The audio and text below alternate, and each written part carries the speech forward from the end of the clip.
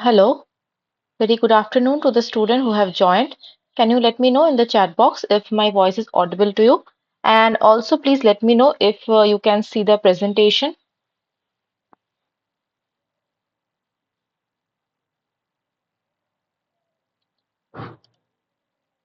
Okay, thank you so much for confirming. We will start our session at 4 p.m. So kindly wait, let other students join and then we will start today's session.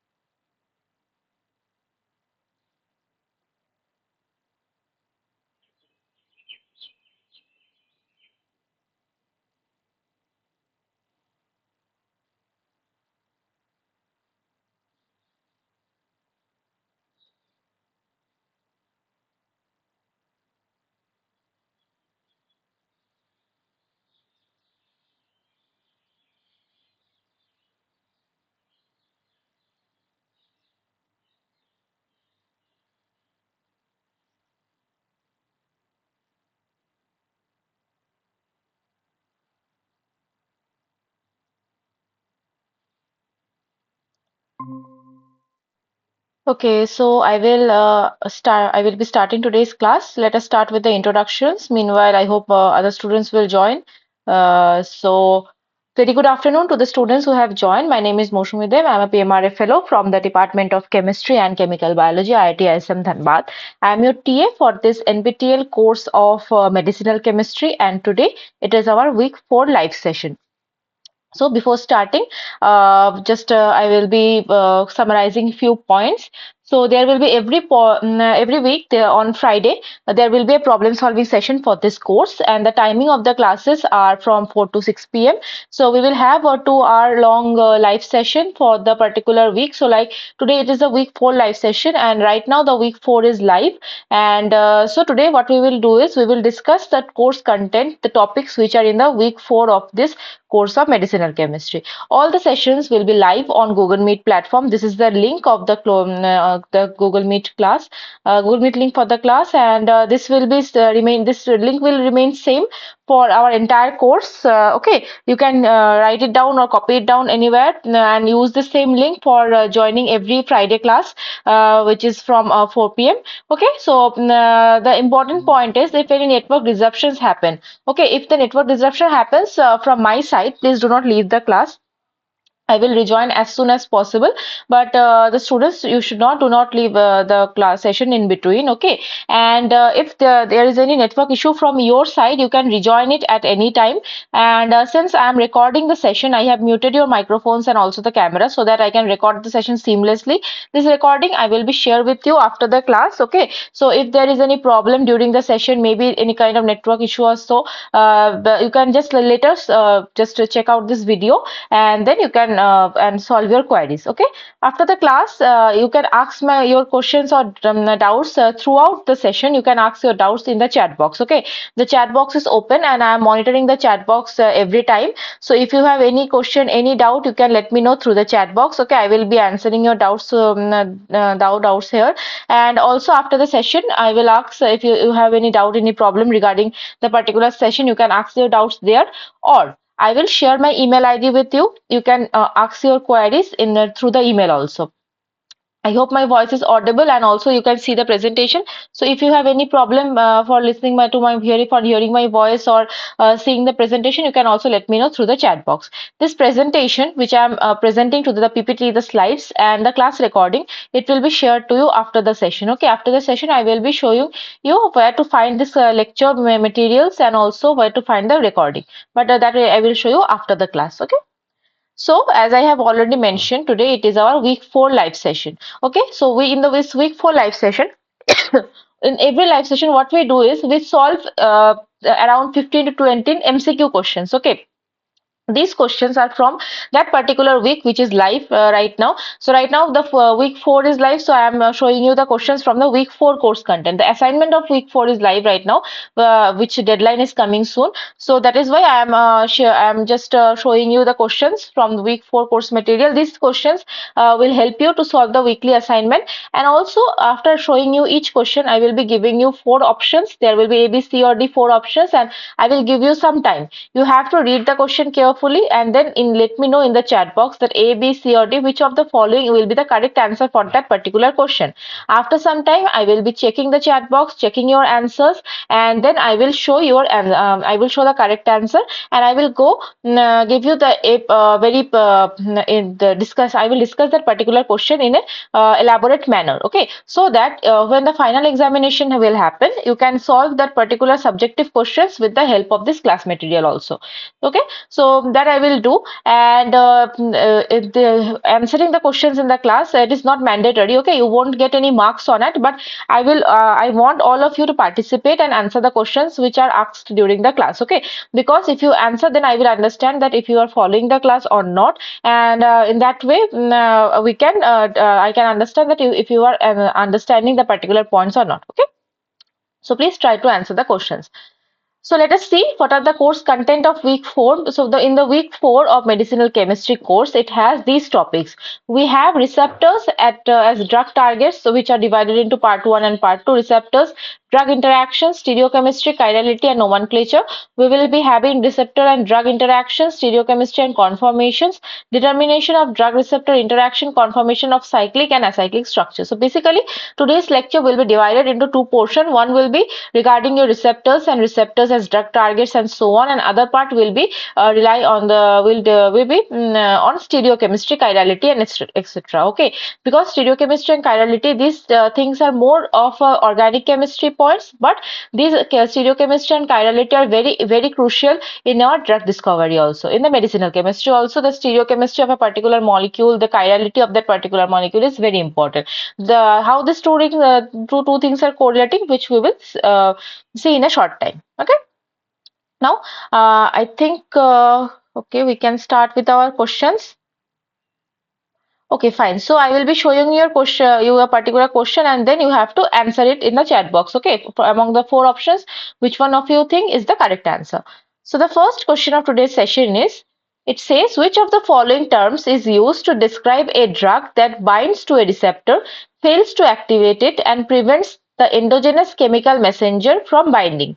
Your options are number A, agonist, number B, partial agonist, number C, antagonist, and number D, inverse agonist. Okay.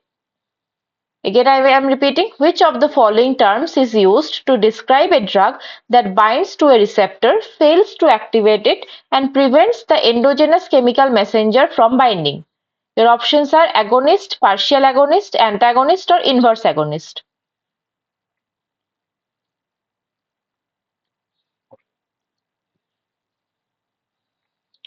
Let me know in the chat box A, B, C, or D which of the following you think is the correct answer for problem number 1.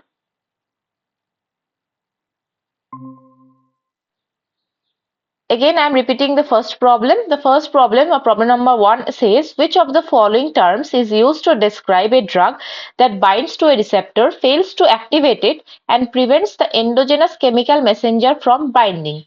Your options are number A, agonist, number B, partial agonist, number C, antagonist, number D, inverse agonist. If you remember and if you have followed, then you will be then I think I have discussed regarding the little bit of about receptors in my last to last class. I think in the week 2 live session I have discussed a little bit about receptors when I was discussing about the enzymes. I will be giving you some time. Read the question carefully, and in the chat box let me know A, B, C, or D which of the following you think is the correct answer for problem number 1. After checking your answers, I will show you the correct answer and I will discuss it in detail.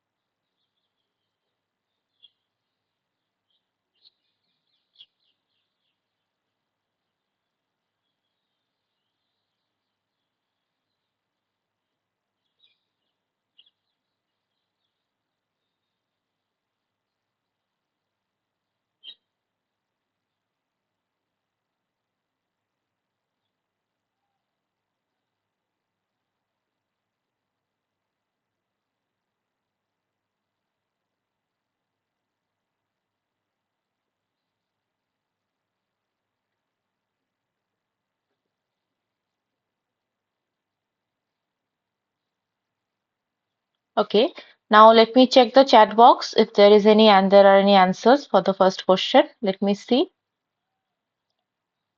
Okay, I have one answer which says it's number A. Let me check if number A is the correct answer or not.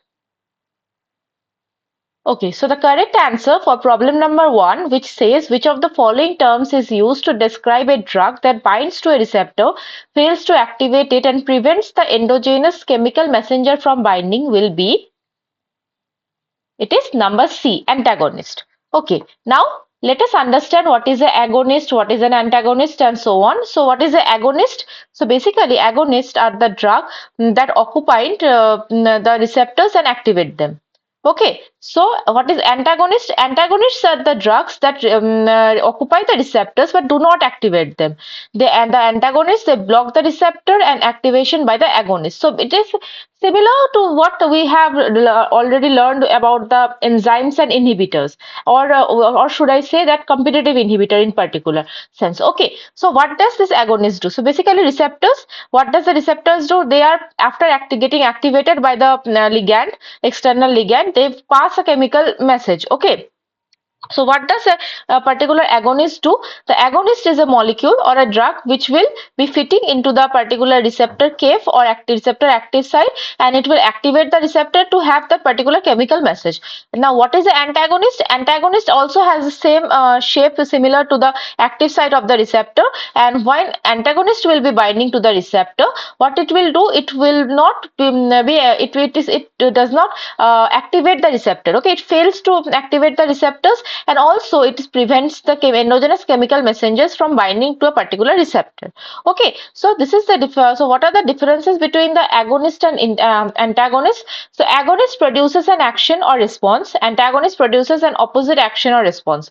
Agonist is a muscle whose contraction moves a part of our body directly. Antagonist is a muscle whose action counterattacks the agonist. Agonist is a substance which initiates a physiological response when combined with a receptor. Antagonist is a substance which interferes with or inhibits the physiological action of another. Agonist is a drug which imitates the action of the neurotransmitters in the brain. Antagonist is a drug that blocks the neurotransmitters. Agonist is a leading character of a literary work, and antagonist is the main opposing force of the protagonist. It is just for an example. Okay, so that is the differences between the agonist and antagonist. So what is the now there are two terms also. What is the partial agonist and inverse agonist? Although I have discussed it in our second week live session, you can just check out that particular PPT. There also I have discussed a little bit about this agonist, antagonist, and all these terms. So partial agonist is a kind of an agonist which, but it does not activates the receptor fully.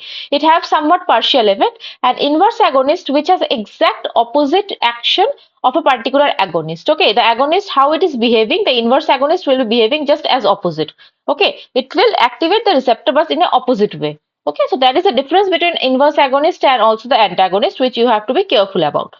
So the correct answer of first problem was problem number C. Okay. So as I have already mentioned, although there is no marks during for answering during the class, but it is very important that you answer. Even if your answer is wrong, it does not matter. But answering is very important. Okay. So now I will move to the next problem. Problem number 2 says which one of the following statements about intracellular receptors is true? Your options are number A, they consist of 3 protein subunits. Number B, they contain a ligand binding site near C-terminal end. Number C, they contain a binding region for DNA near N-terminal end. And number D, they are activated by hydrophobic molecules which are synthesized within the cell. Which of the following statements about intracellular receptor is true? Again, I will repeat. The option A, they consist of 3 protein subunits. Number B, they contain a ligand binding site near C-terminal end. Number C, they contain a ligand, the binding region of for DNA near N-terminal end. Number D, they are activated by hydrophobic molecules which are synthesized within the cell. Which of the following statement regarding intracellular receptors is true? Again, I will give you some time, from 2 to 3 minute time. Take and then read all the options very carefully and let me know in the chat box A, B, C, or D which of the following will be the correct answer for problem number 2.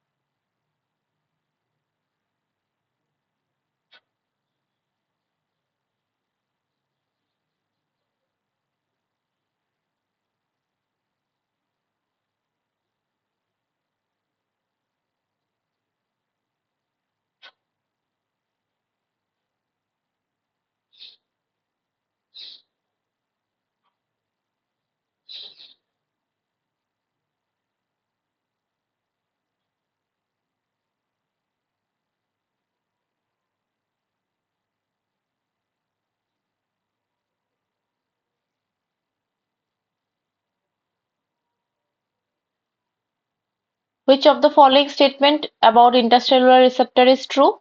A, B, C, or D? Let me know in the chat box.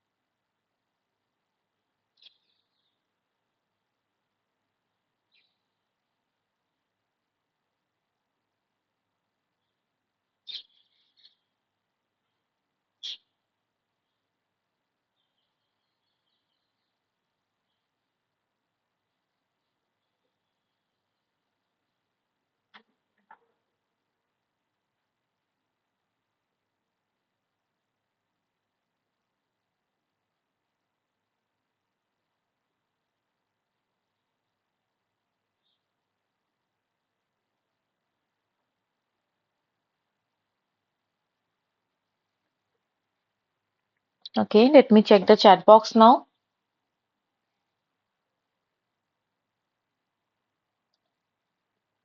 Okay, till now I did not receive any answer. It's fine.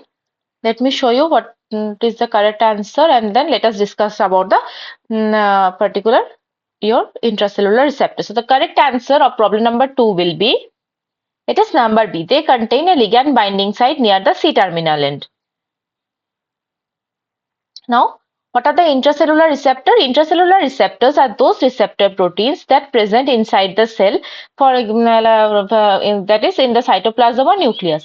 In many cases, the ligands of intracellular receptors are in small size hydrophobic molecules, so they can cross the plasma membrane to reach the receptors. Now, for example, the primary receptors for hydrophobic steroid hormones such as sex hormone, estradiol, or estrogen and testosterone are intracellular. Intracellular receptors. Some receptor proteins are intracellular, found in the cytosol or nucleus of the target cells. Small hydrophobic chemical messengers can readily cross the membrane and activate the receptors. The example hydrophobic messengers are steroid and thyroid hormone of the animals. An activated hormone receptor complex can act as a transcription factor, turning on the receptor genes. So ligand soluble or small molecule signal can pass directly through the cell membrane to the receptors. Receptors are almost always enzyme addition of the chemical signal, either inhibits or activates the enzyme activated by alternating shape of the protein. Affected enzyme may be the cytoplasm or nucleus. For example, nitric oxide activates the enzyme guanyl cyclase, which catalyzes the production of cyclic guanosine monophosphate, causing relaxation of smooth muscle or vessel, increasing the blood flow. Okay.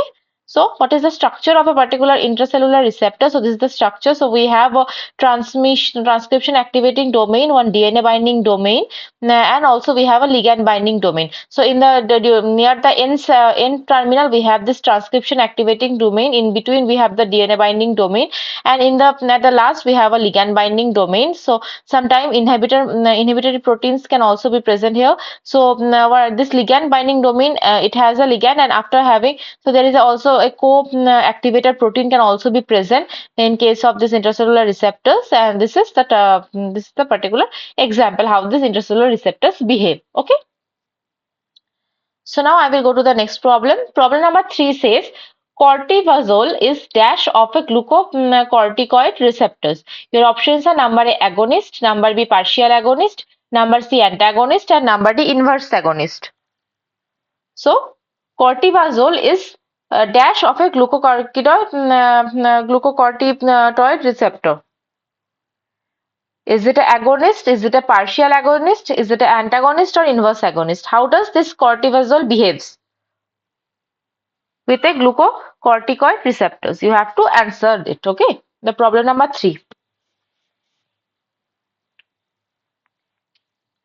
Already I have mentioned that if you are giving a wrong answer, it does not matter. Okay, because we are not having any kind of marking system for answering during the session, but it is very important for you to answer a particular question, otherwise I won't understand that if you are following the class or not. So A, B, C or D, any answer you can let me know in the chat box, whatever you think is the correct one.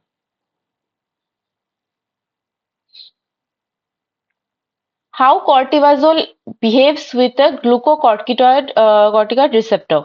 Is it an agonist? Is it a partial agonist? Is it an antagonist or inverse agonist?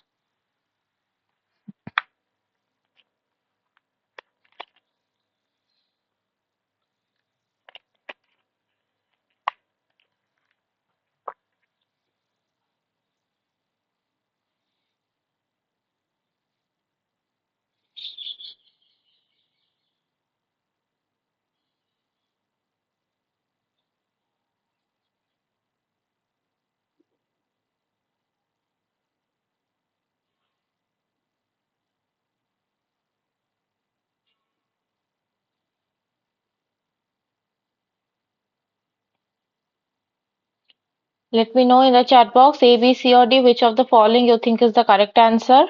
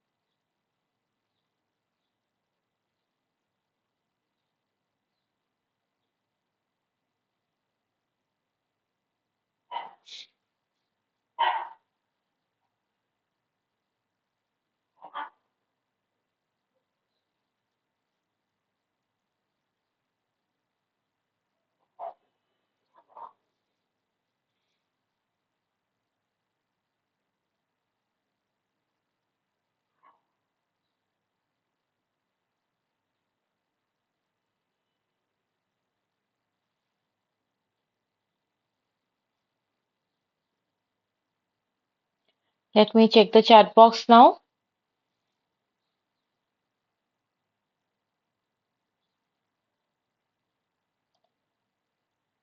Okay, now I have quite a answers. Number D, B, D, and A. So I have three different options as answer. Number A, number B, and number D. Okay, let me check which of the following is the correct answer.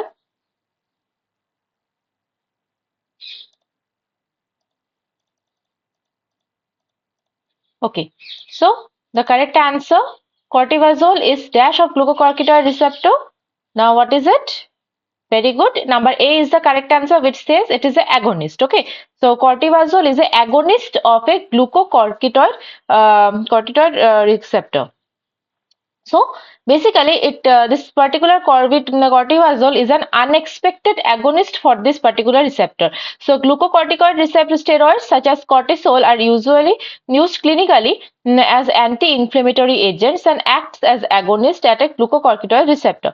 So these have a correct size, shape, and binding groups to fit the binding site and produce the required induced fit for the receptor activation. Recently, it has been discovered that cortisol acts as an agonist, yet it lacks one of the very most important binding groups, that is a ketone group, and have two extra rings that makes this particular molecule very too big to bind for the binding site. A crystal structure of the receptor ligand complex was studied, and it was found that different induced fit had occurred from normal. This had resulted in a new channel opening in the binding site, which could accommodate the extra rings. Moreover, extra interactions with the rings compensated for the loss of the usually critical ketone group. Normally, a different induced fit would be expected as a result of the antagonist activity, but in this case, receptor is still activated. So that is why it is known as the unexpected receptor. So this is the cortisol. So this is the normal agonist of that particular receptor. Okay, it has a proper size and shape, and also the binding groups for the receptor active site. And also you can see in the cortisol there is a ketone group which is very crucial. But in cortisol, which has this kind of structure, it has up to this the structure is similar, but here it has an additional ring, and also it does not have the ketone group. So what happens that when cortisol is binding with the receptor, a new kind of induced fit mechanism is happens. Okay, which can accommodate this extra rings in the particular binding site, and the binding interaction with the ketone which is lost here, but there are additional interaction because of these rings, that is that compensates for that particular loss of the ketone group. Okay, so this molecule, it binds to the receptor, and the receptor is still activated. That is why it is a this is a agonist, but it is an unexpected one because it is different from the normal agonist of this particular receptor. Okay, that is why it is known as an unexpected agonist. Okay, so number A was the correct answer. Now I will go to the next problem. So problem number 4 says, when an agonist binds to a receptor for a long period of time, it can result in phosphorylation reaction occurring. Now, which of the following terms is the most relevant description of the immediate effect? Your options are number A, tolerance, number B, dependence, number C, sensitization, and number D, desensitization. Again, I will repeat the question. When an agonist binds to a receptor for a long period of time, it can result in a phosphorylation reaction occurring.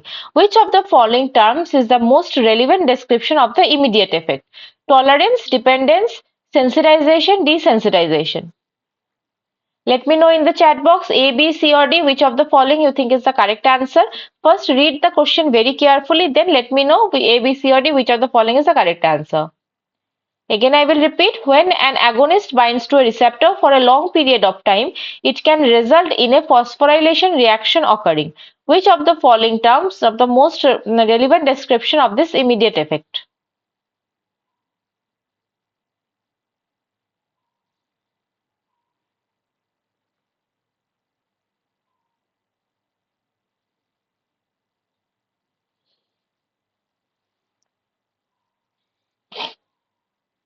I will give you some time.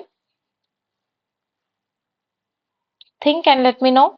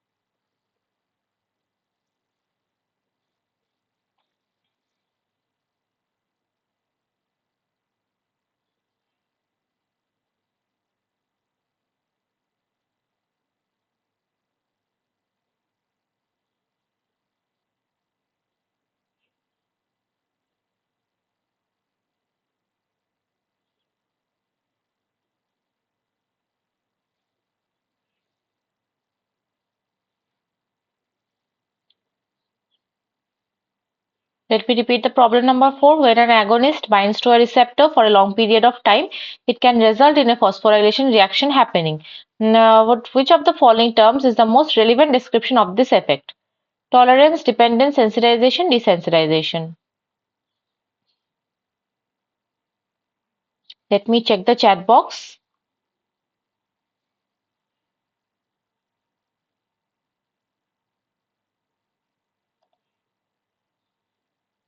Okay, I have few answers. Number A and number D, I have received two different options as the answers. Okay, let me check which of the following will be the correct answer. So, the following term, which is the most relevant description of this immediate effect is, it is number D, desensitization. Now let us understand what is a desensitization. So desensitization and sensitizations. So desensitization can occur by a number of mechanisms. Some drugs bind relatively strongly to the receptors and switch it on, but then subsequently block the receptor after a certain period of time. Thus, they are acting as agonist first and then antagonist. The mechanism of how this takes place is not clear, but it is believed that prolonged binding of the agonist to the receptor result in the phosphorylation of a hydroxyl or phenolic group in the receptor. This causes the receptor to alter the shape to an inactive conformation despite the binding site is being occupied. In the case of the ion channel, this would mean a channel is closed. In case of a G protein coupled receptor, the binding site for G protein is closed.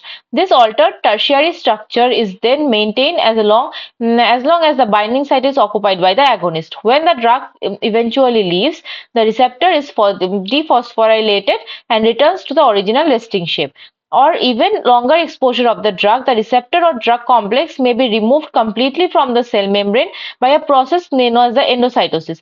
Here, the relevant portion of the membrane is nipped out, absorbed into the cell and metabolized. Receptor endokinosis may also occur after short exposure of the ligand, but in this situation, the receptor is often recycled back in the cell membrane and in a resensitization process. Finally, prolonged activation of the receptor may result in the cell reducing the synthesis of the receptor protein. Consequently, it is generally true that the best agonists bind swiftly to the receptor, pass on their message, and then leave quickly. Antagonists, in contrast, tend to slow to add and slow to leave. Prolonged exposure of a target receptor to the antagonist may lead to the opposite desensitization, that is the sensitization process. This is why the cell synthesizes more receptors to compensate the receptor that are blocked. This is known to happen in some beta blockers are given for long periods. Okay. So this is the desensitization and sensitization process. So this is a desensitization, how it happens. So there is a receptor and there is an agonist molecule. So when it binds the agonist molecule, so what does it do? So we have the phenolic OH groups and also normal hydroxyl groups here in case in the receptors, and after a long period of time, what happens? These groups are phosphorylated and the receptor, it alters its shapes. As you can see, here is the receptor, it has a particular shape. After binding to agonist, this example is the ion channel. Okay, so this is the normal receptor. After binding to the agonist, the ion channel is opening, but after a long period of time when desensitization happen, what happens? This receptor is changing the its shape, and now the ion channel is closed. So this is the visual representation, and this is here. It is, as you can see, there is a phosphorylation is also happening. So this is a visual representation of the how the desensitization happens. So in the final examination, when you are asked, will be asked about the subjective questions. Okay, so make sure you, whenever it applicable, please try to give the figures also. Okay, that is why figures are very important in case of this medicinal chemistry. Now I will go to the next problem. Problem number 5 says, which of the following terms best describes the amount of the drug required to achieve a defined biological effect? Your options are number A affinity, number B potency, number C efficacy, and number D intrinsic activity. Again, I will be repeating, which of the following terms best describe the amount of drug required to achieve a defined biological agent, a biological effect? Which of the following terms best describes the amount of drug required to achieve a defined biological effect? Affinity, potency, efficacy, or intrinsic activity? Let me know A, B, C, or D. Which of the following you think is the correct answer? Which of the following is the correct term for describing the amount of drug required to achieve a defined biological effect? Affinity, potency, efficacy, intrinsic activity. A, B, C, or D? Let me know in the chat box which of the following is the correct answer.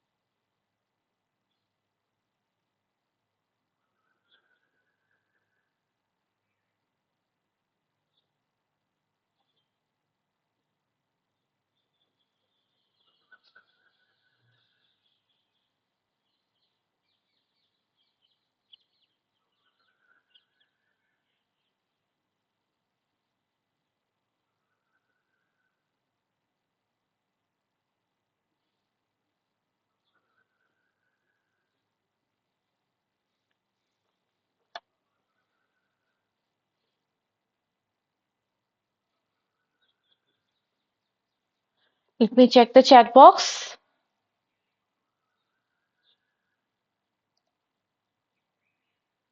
Okay, I have number B, number B, number A. So I have mostly number B and number A as the answers. Let me check which of the following is the correct answer.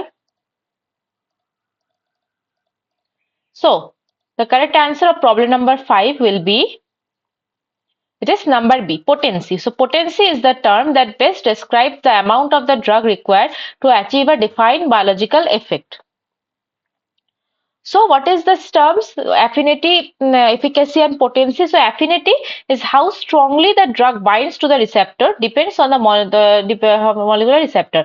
What affinity depends on the molecular complementarily of the drug and the receptors. So efficacy, the maximum biological effect of the drug can produce. A compound with a high affinity does not necessarily have a high efficacy. Potency, the amount of drug is needed to achieve a defined biological effect. The smaller the dose is required, the more potent is the drug. It is possible to have the potent drugs of low efficacy.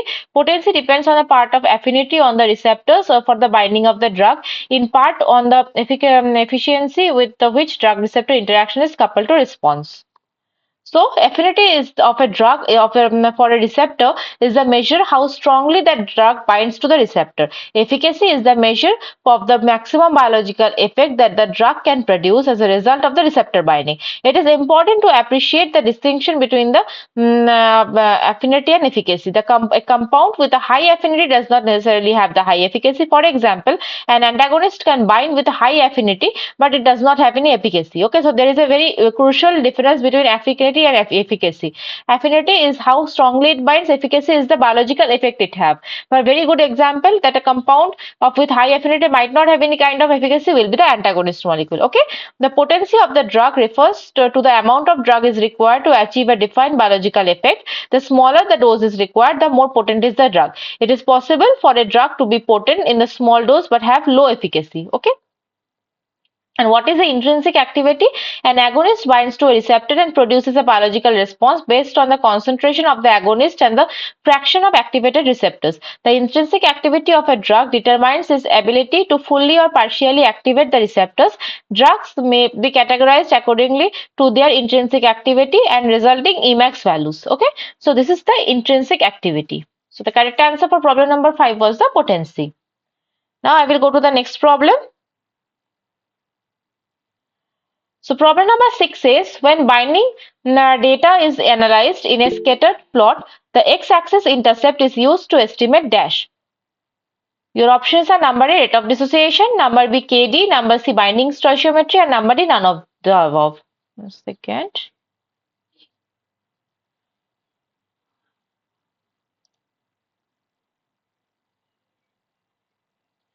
Okay. Again, I will repeat the problem number 6. The problem number 6 says when if the binding data is analyzed in a scattered plot, the x-axis intercept is used to estimate dash. Your options are number A, rate of dissociation, number B, KD, number C, binding stoichiometry, and number D, none of the above. Which of the following will be the correct answer? I will give you some time, then I will discuss what is a scattered plot and how it is estimates all the data. But first, let me know what is the x-axis intercept in the scattered plot. Number A, rate of dissociation. Number B, KD. Number C, binding stoichiometry. Number D, none of this is correct.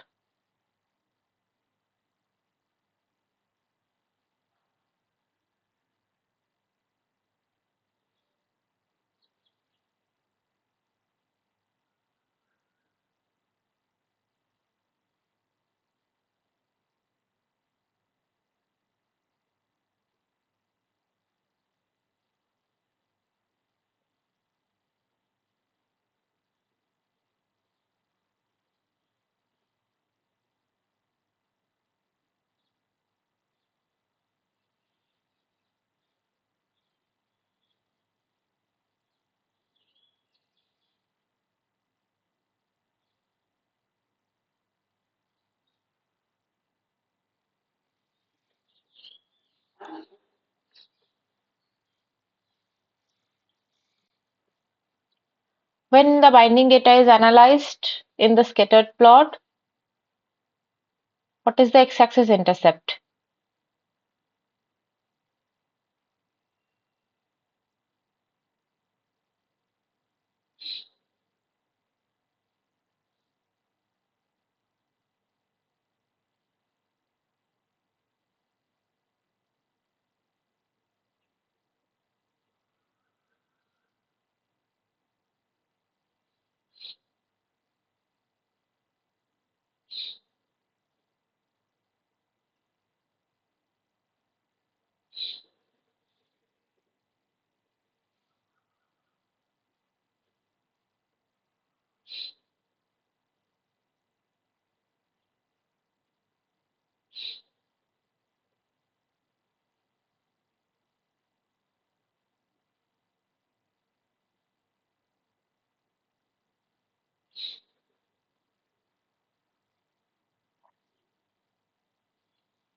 Okay, let me check the chat box now.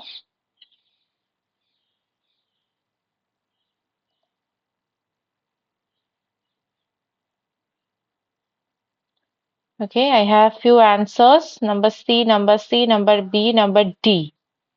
Sorry, number two number B, and I think one number C I have received. Let me check which of the following is the correct answer, B or C.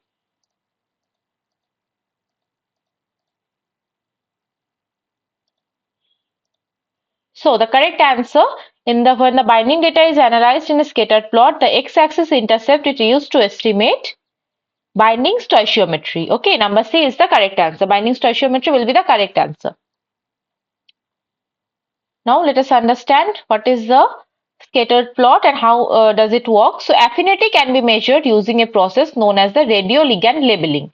A known antagonist or ligand for the target receptor is labeled with radioactivity and is added to the cells or tissues such that it can bind to the receptor present. Once an equilibrium has been reached, the unbound ligands are removed by washing, filtration, or centrifugation.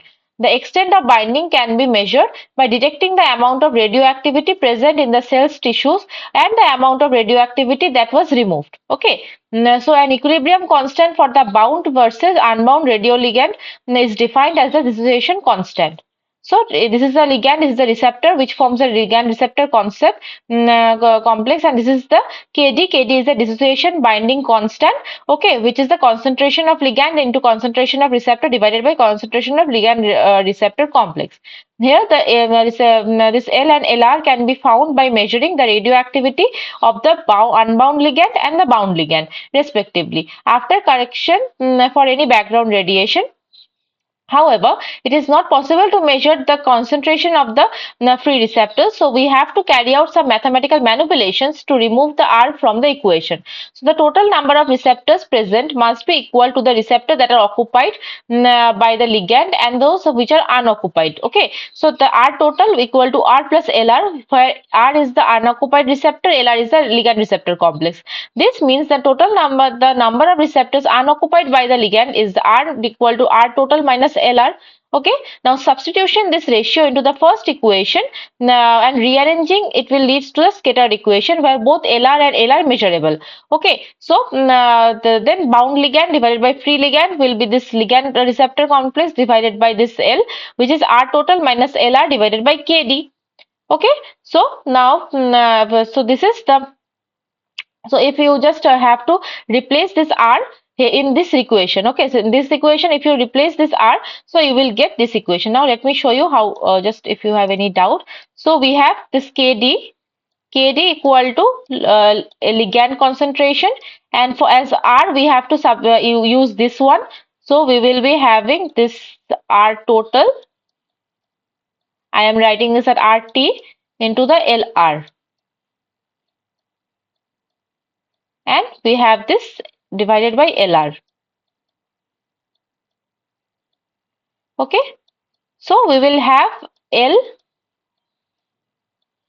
by LR,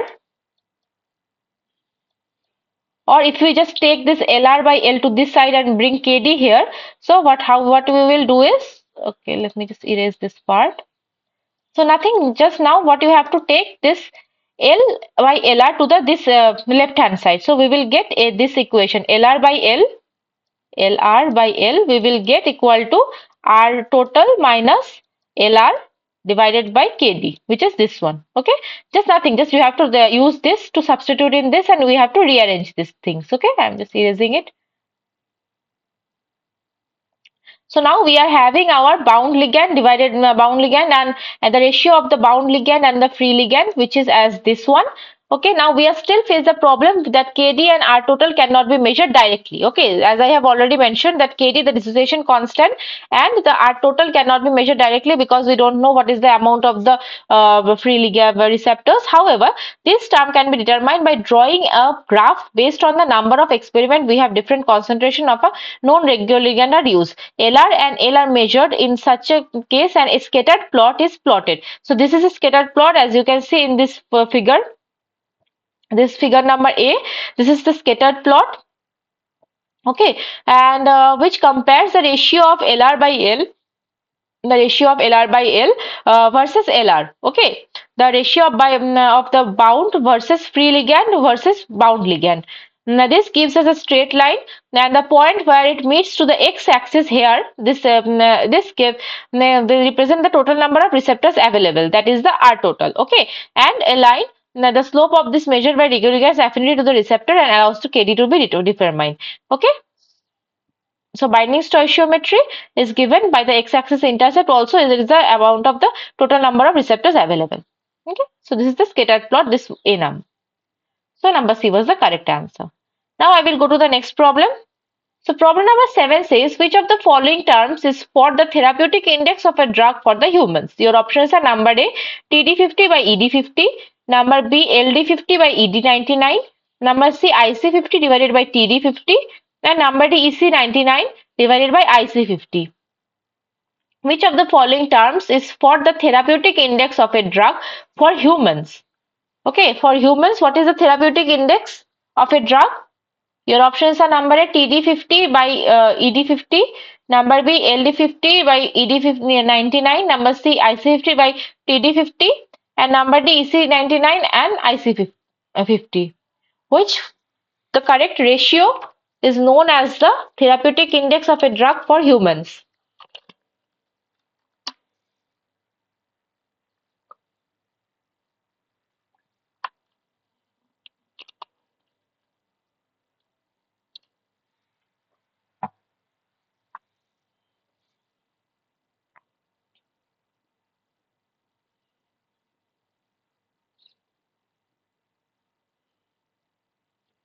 Which of the following terms is the therapeutic index of a drug for humans? Number A TD50, the ratio of TD50 and ED50, the ratio of LD50 and ED99, the ratio of IC50 and TD50, and the ratio of EC99 and IC50. A, B, C, or D, which of the following is the correct answer? Let me know in the chat box.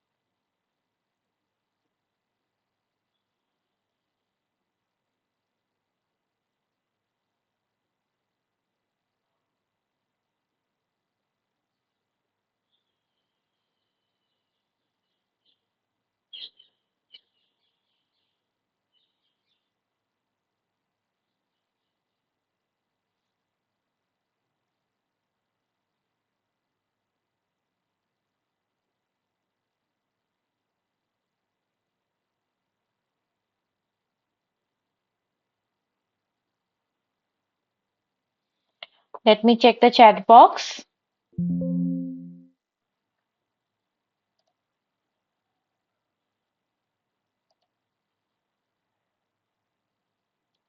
Okay, I have answer which says LD50 by ED50. Number A, number A, number A. Okay, so I have number A maximum and one number C also I think is there for this answer. Let me check which of the following is the correct answer.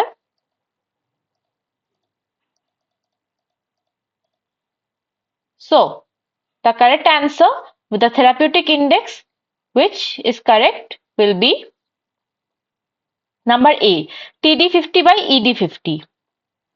So what is the therapeutic index? So the therapeutic index is the ratio between the dosage of a particular drug that causes a toxic or lethal effect and the dosage that causes a therapeutic effect. Okay. So ED50 is known as the ED50 is basically the median effective dose, is the dose that produces a therapeutic effect of 50% in the population. Okay.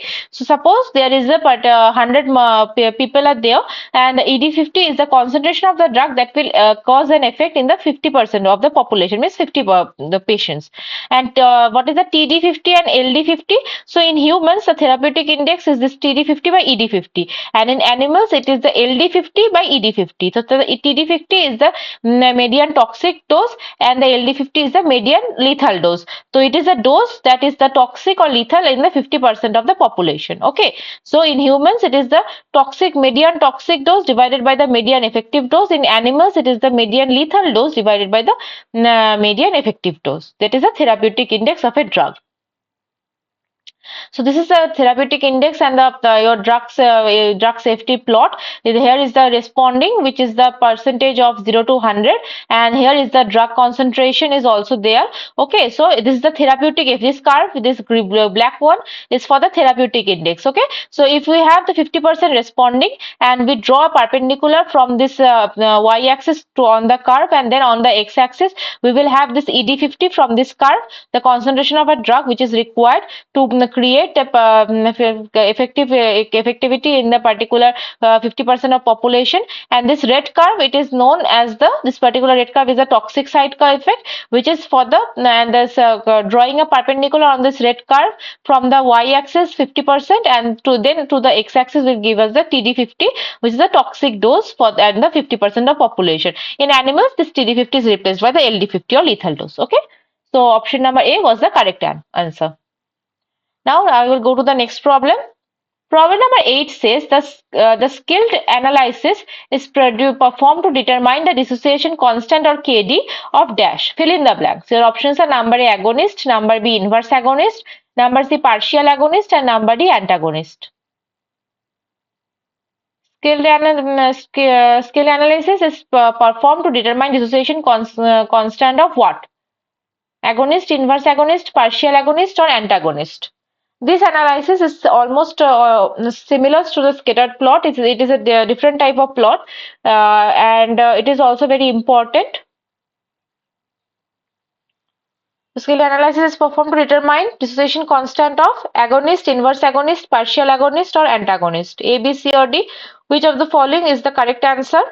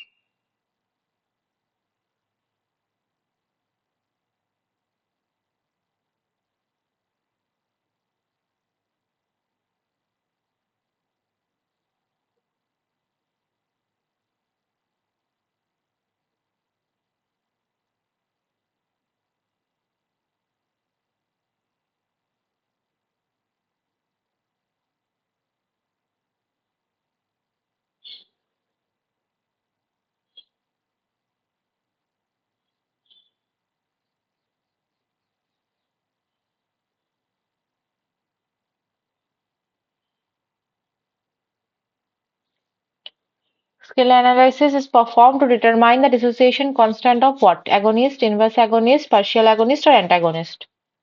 Fill in the blanks.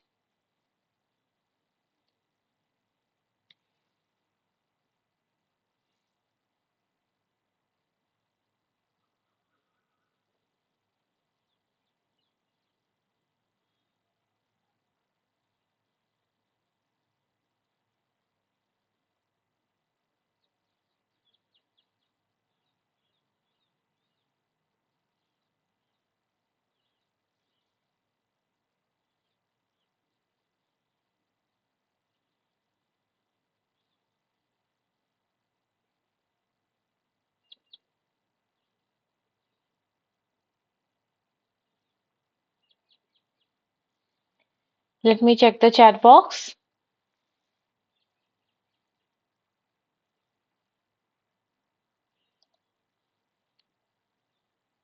Number D, number D. So I have two options, two answers. Both are saying it is number D. Let me check if number D is the correct answer or not. So the correct answer is yes, it is number D. Very good, antagonist. So what is a skill analysis? So this is used to determine the dissociation constant of an competitive antagonist. Okay, an antagonist is first used at different concentration to activate the receptors, and then observable effect is measured at each concentration. The experiment is then repeated several times in the presence of different concentration of the antagonist, comparing the ratio, effect ratio, the E observed by E maximum versus the log of the agonist concentration produces a series of sigmoidal curves where the EC50 value of the agonist increases with the increasing antagonist concentration. This is one. Okay. In other words, greater concentration of agonist is required to compete with the antagonist. A scale plot is then constructed which compares the log of the reciprocal of the dose ratio of the with the log of the antagonist concentration. This dose ratio is the agonist concentration is required to produce a specified level of effect with no antagonist is present compared to the agonist concentration required to produce the same level of in the presence of agonist. The line is produced from the studies can be extended to the x-axis to find the PA2 which is equal to minus log of Kd, which represents the affinity of the competitive agonist. Skills plots can be used to determine whether different agonists show similar selectivity toward different type of receptors. The PA2 values of the non-selective antagonist acting up on a population of different receptor types are determined in presence of each of the agonists. If PA2 values are similar, it indicative that the agonists show similar receptor act selectivity. Okay, so this is the first when the E observed by E maximum is plotted with the log agonist concentration where different sigmoidal curves are produced and EC50 values are received, and then we have this. This is the first skill analysis where A is equal to no antagonist present, and BCD is the increasing amount of antagonist, and when the increasing amount of antagonists are there, we have this curve, this straight line, which is the log of the dose ratio inverse, and which is on the versus the log of the antagonist concentration. Okay, and extrapolating this line to the x-axis, we will give us the PA2 value, which is minus log Kd value, and this is the Kd value for the particular antagonist. Okay, so now problem this the number D is the correct answer. Now I will go to the next problem. Problem number 9 says which kind of compound can be achiral while having chiral centers? Your options are number A epimers, number B enantiomer, number C mesocompounds, and number D diastereomers. So which kind of compound it can be achiral in spite of having chiral centers? Epimers, enantiomers, mesocompounds, or diastereomers?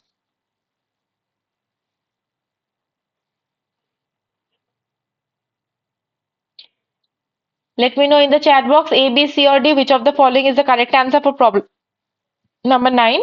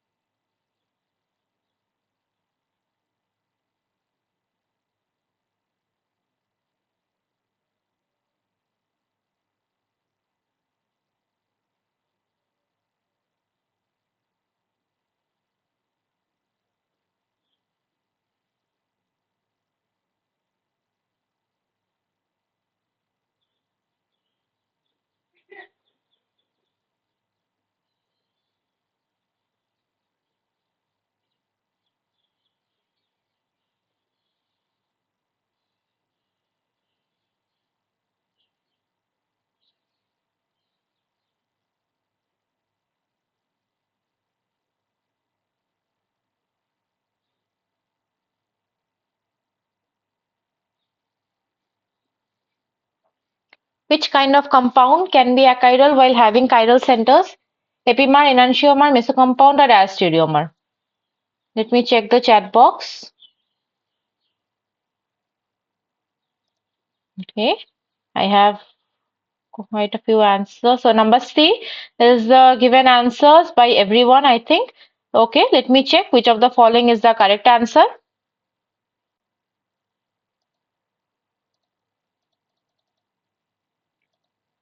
So the correct answer is yes, it is number C, mesocompounds.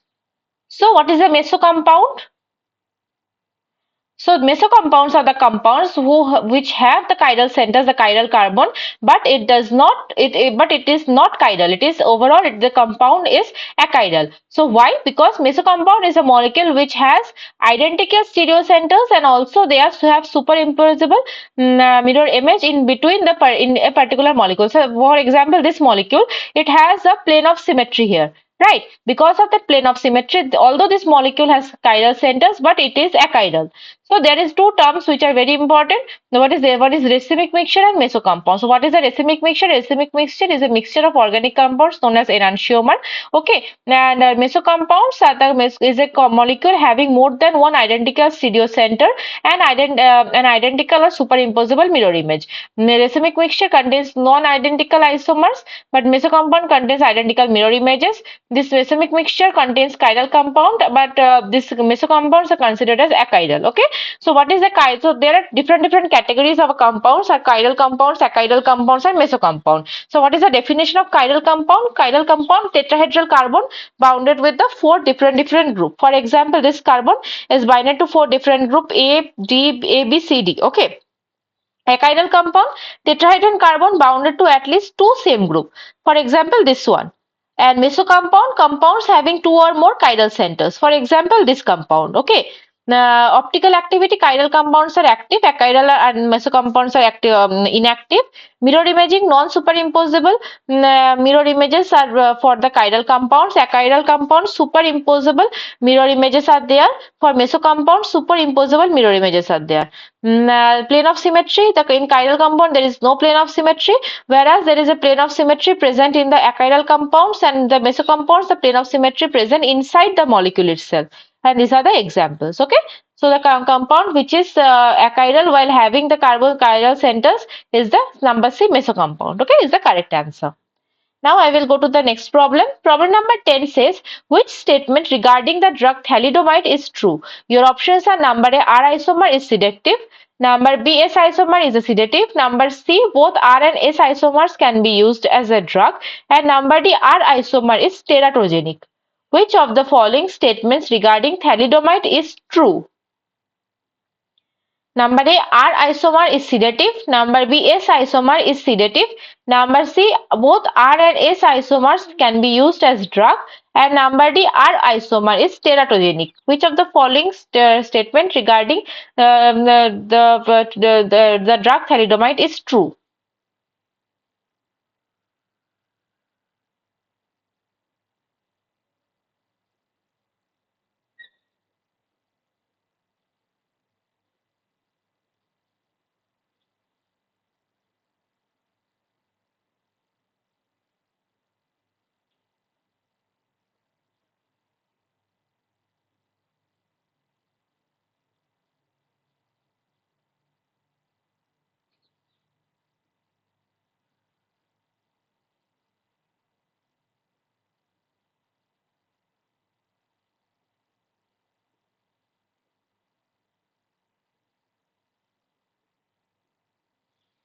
Which of the following statements regarding the drug thalidomide is true?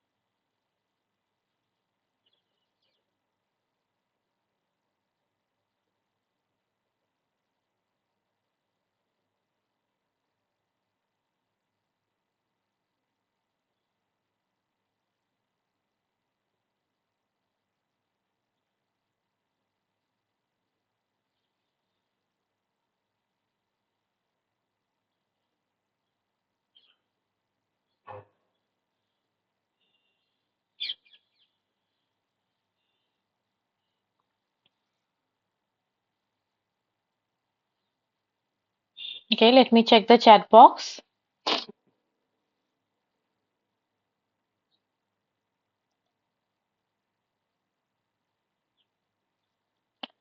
Number A, number A, number A.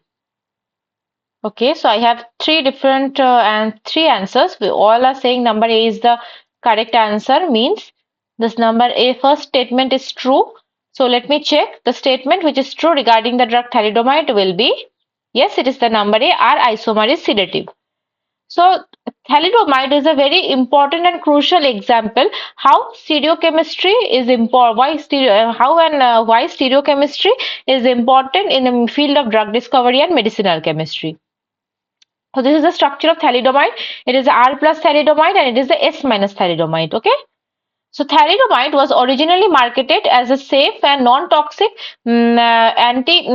non-toxic sedative and anti-emetic in 1950s and rapidly became popular to counter the effects of the morning sickness during pregnancy. Unfortunately, it was instrumental in one of the major medical disaster of the modern times when it produced teratogenic effects in the developing fetuses and led to the babies born with the stunted limbs and other development deformities at the so-called thalidomide babies. As thalidomide was considered such as safe at the time, few suspected that it was the cause of the problem, and by the time it was linked with the deformities, it was withdrawn from the market in 1961. 8,000 to 12,000 babies were affected. Consequently, thalidomide gained a lasting notoriety, which was instrumental in a significant tightening of the regulations surrounding the testing of the drugs.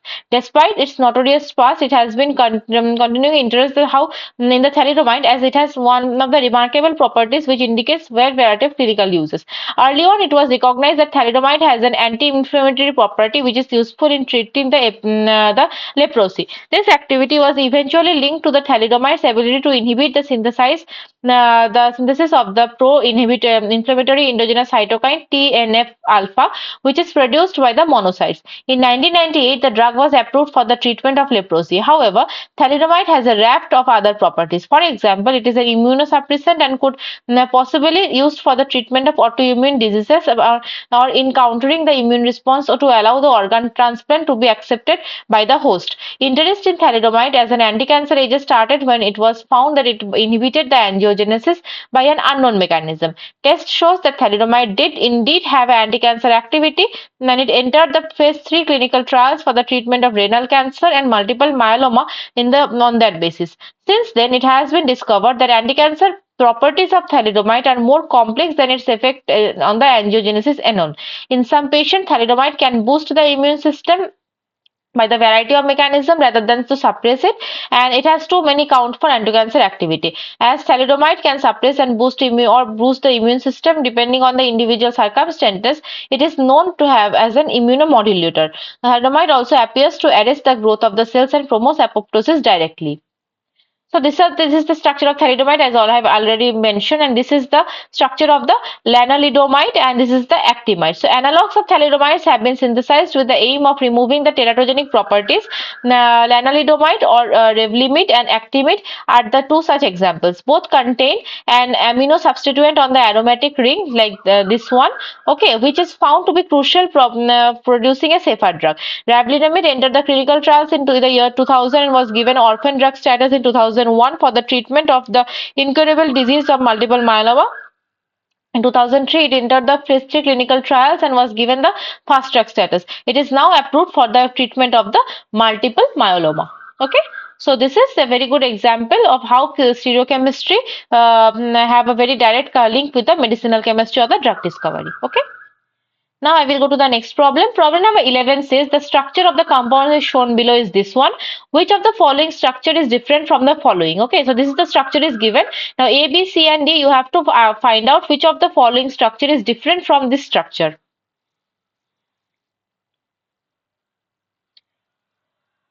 I will give you some time. Think and then let me know in the chat box A, B, C or D which of the following is the correct answer.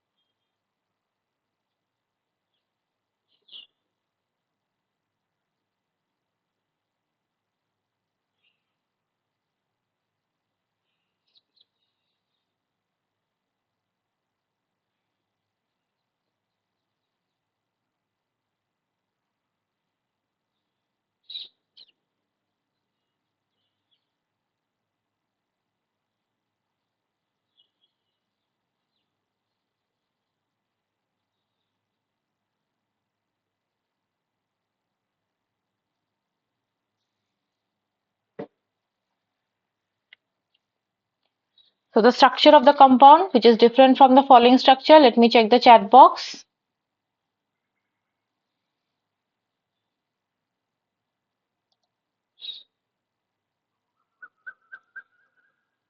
Okay, number B.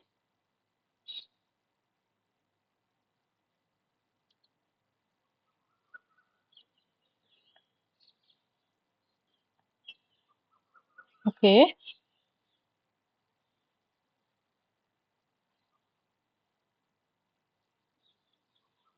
number B is the given answer.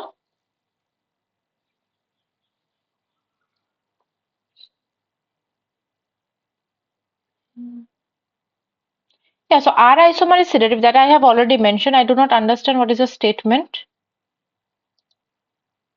R isomer is used as drug, yes, because it has some sedative effect. Okay, S isomer is not a sedative. Okay, I think you have just explained your answer here, right?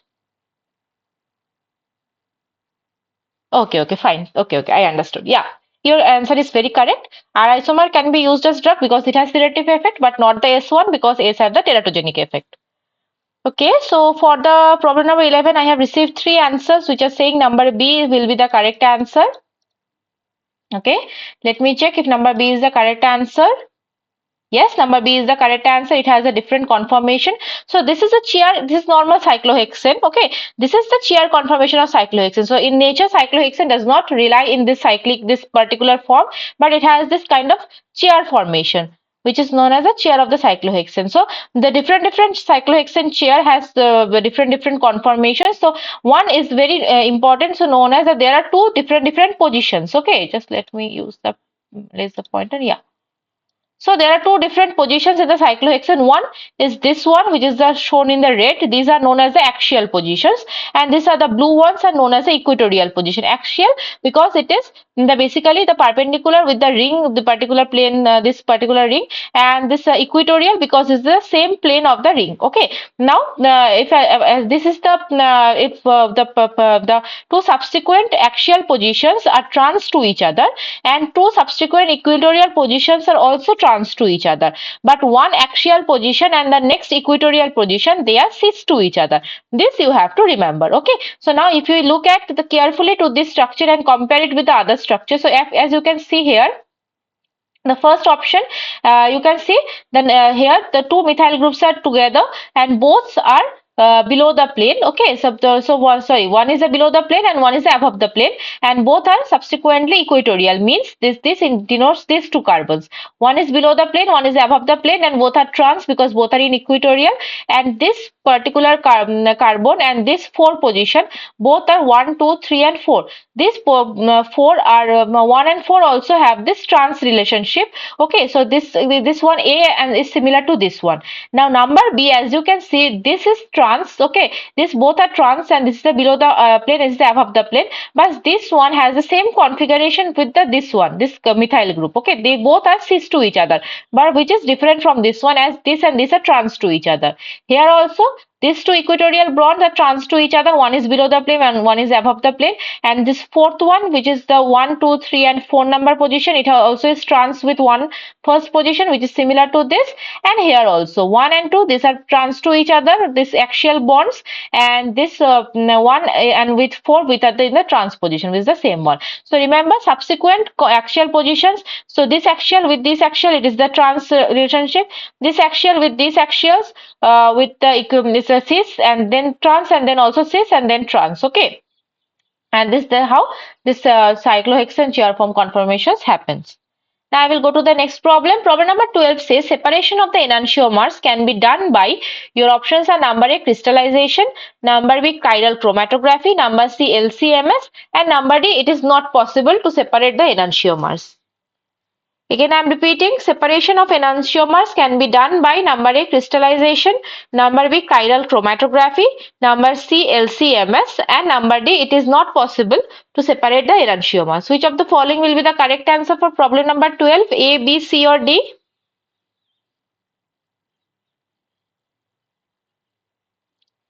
I will give you 2 minutes. Think and then let me know in the chat box A, B, C, or D which of the following will be the correct answer. Separation of enantiomers can be done by which method? Crystallization, chiral chromatography, LCMS, or it is not possible?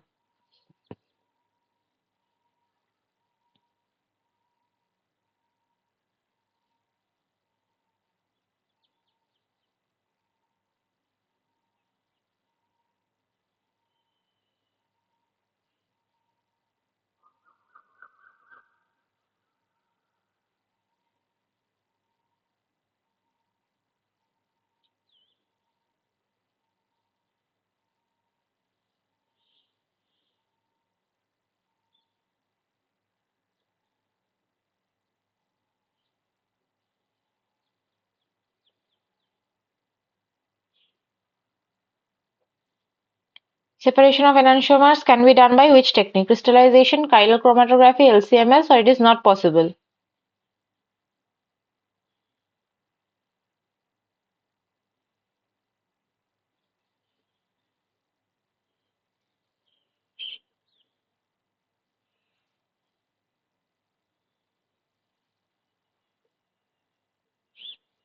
Let me check the chat box.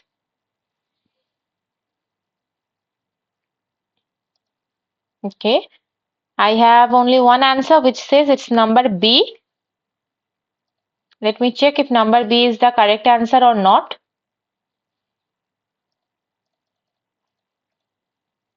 So, separation of enantiomers can be done by which technique? It is done by number B, chiral chromatography. So basically, chromatography is a separation technique. So there are different forms of chromatography. So chromatography can be like thin layer chromatography, which is known as TLC. There can be column chromatography, and we have and so on. We have gas chromatography. Okay, so there are different. So in chromatography, what is the main? There is the stationary phase. Okay, and one is the mobile phase is there. So stationary phase is often the silica, which we know use, which and the mobile phase it is the solvent, which is known as the eluent. Okay. So how does this chiral chromatography work? So interactions even weaker than the ionic bonds can be used to separate the enantiomers. Chromatographic separation relies on the difference of the affinity between the stationary phase, often silica, and the mobile phase, which is the solvent traveling through the stationary phase known as eluent, mediated by, for example, hydrogen bonds or van der Waals interactions. So if the stationary phase is made chiral by bonding with the enantiomerically pure compound, often a derivative of amino acid, the chromatography can be used to separate the enantiomer, and this technique is known as the chiral chromatography. Okay, so this is the basic normal silica gel which is used and which has the hydroxyl groups. Okay, and some chiral derivatives of having some amino acids can be used to make this silica chiral, and this stationary phase of silica is made chiral in such a way that a particular enantiomer will be sticking to this silica for a longer period of time. Okay, for example, this is the stationary phase, this is the chiral stationary phase, this is the column, and we have a racemic mixture loaded in the column, which is R and S. Okay, the compound forced through the column using the eluent, and like this, the S enantiomer here it is an example only. Okay, the S enantiomer, for example, say has higher affinity to the chiral stationary phase, so it will be binding to the phase and it will be traveling slowly, whereas the R enantiomer, which does not have any much affinity with the particular stationary phase, will be reached down the bottom and it will be collected at first, and then more eluent will be required to elute the S enantiomer, which is more strongly binding with the column. Okay, so this is the technique known as the chiral chromatography, and it is a very important technique which can separate the enantiomers. Okay, now I will go to the next problem. Problem number 13 says when 28, it is a mathematical problem. Okay, so if you have pen on paper, try to solve it by yourself, and I will give you some much time for this solving this question. Okay, I will give you 3 to 4 minutes. So problem number 13 says when 28 mg of enantiomerically pure mandelic acid is dissolved in 1 semi-3 methanol, and the solution is placed in a 10 semi long polarimeter, an optical rotation of minus 4.35 degrees observed at 20 degrees centigrade. Calculate the specific rotation. Your options are number A minus 15.54, number B plus 155.4, number C minus 155.4, and number D plus 15.54. Again, I will repeat, when an 28 mg of enantiomerically pure mandelic acid is dissolved in a 1 cubic centimeter your methanol, and the solution is placed in a 10 semi-long polarimeter. An optical rotation of minus 4.35 degree is observed at 20 degrees centigrade. Calculate the specific rotation. Try to solve this mathematical problem. I will give you 5 minutes, okay? Or 4 to 5 minutes.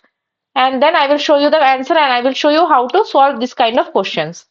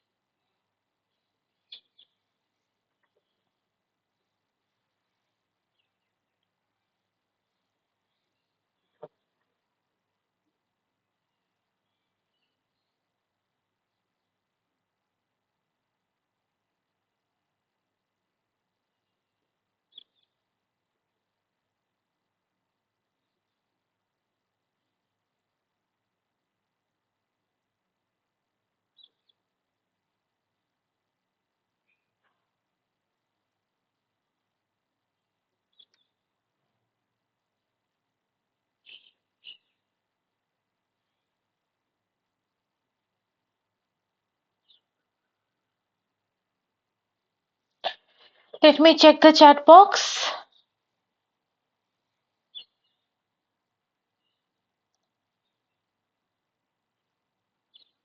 Okay.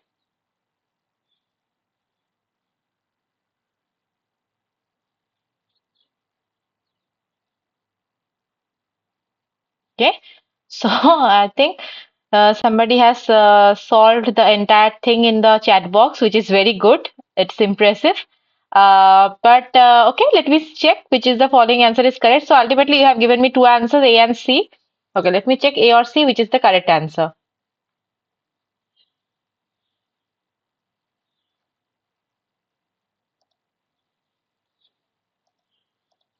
So there is no need on for writing the entire thing in the chat box. Okay, you can solve it in the pen and paper, and then you can simply answer the question in the chat box. The option, okay. No need to, I mean, do so much hard work. only you can give me the answer in the chat box. Otherwise, you can solve it, and your answer is correct. Okay, what you have said, it is correct. So let me check which is the now which option is the correct one. So it is number C. Okay, minus 155.4 is the correct answer. Now how to solve this question? So as I have already mentioned so I have not mentioned regarding specific rotation till now. So a rotation of the plane polarized light is known as the optical activity. So observation of the rotation of the plane polarized light is known as the polarimetry, and it is a straightforward way to finding out the sample is racemic or if it contains more of one enantiomer than other. Polarimeter measurements can be carried out in a polarimeter which has a single wavelength monochromatic light source with a plane polarizing filter, a sample holder where a cell containing solution of the substance under examination can be placed, and a detector with a readout that indicates that how much the light is rotated. Rotation of the light is given positive value and rotation of the left is negative value. Okay, so this is the polarimeter. This is the solution of the substance in the polarimeter cell. The concentration is in the gram per cc. Okay, and this optical the cell length is taken as the decimeter. Okay. So the angle through which the sample of the compound usually solution rotates the plane polarized light depends on the number of factors. The most important ones being the path length, how far the light has traveled to the solution, concentration, temperature, solvent and wavelength. Typically optical rotations are measured in 20 degrees centigrade in a solvent such as ethanol or chloroform, and the light used is the sodium lamp of the wavelength of 589 nanometer. The observed angle through which the light is rotated is given by the symbol alpha. By dividing this wavelength value with the path length in decimeter and the concentration in gram per cc is given the value of alpha, which is the specific to the compound in question. This is known as the compound specific rotation. The choice of units is eccentric and arbitrary but universal, so we must live with it. Okay, so the specific rotation values are quoted as this alpha d. D indicates the wavelength of 589 nanometer, the D line of the sodium lamp, and alpha 20 or D, where 20 indicates the temperature. This they refine the remaining the valuable. This is the first we need to convert the concentration. So as the question says, we have 28 mg of the compound in 1 cc methanol and the solution in a 10 semi-long polarimeter, and optical rotation is minus 4.35. Okay. So now we need to convert the concentration in gram per cc. So 28 mg in 1 centimeter semi-cube is same as 0.028 in gram per cc, and the path length is 10 centimeter, which is a 1 decimeter, right? So now alpha is equal to alpha divided by c. So the rotation is given as minus 4.35, which is divided by 0.028 into 1, which is minus 155.4. Okay. So correct answer was number D.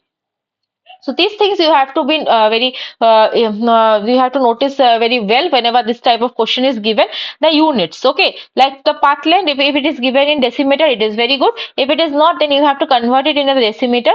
As same goes for the concentration. The concentration, if it is given as the particular your gram per cc, then it is fine. Otherwise, you have to convert the particular concentration to the gram per cc and then calculate the specific rotation. Okay. Now I will go to the next problem. The problem number 14 says the most stable conformation of butane is number A anticlinal, number B syn periplanar, number C Gauch, and number D antiperiplanar. Which of the following is the most stable conformation of butane? Anticlinical, syn periplanar, Gauch, or antiperiplanar?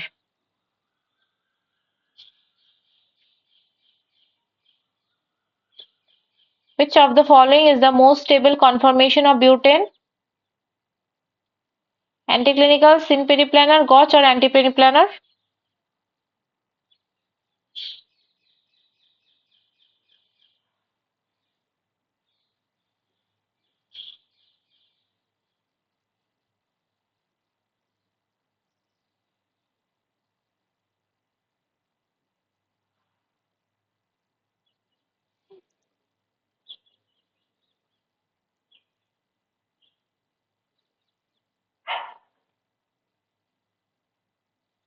Let me know in the chat box A, B, C, or D which of the following is the correct answer.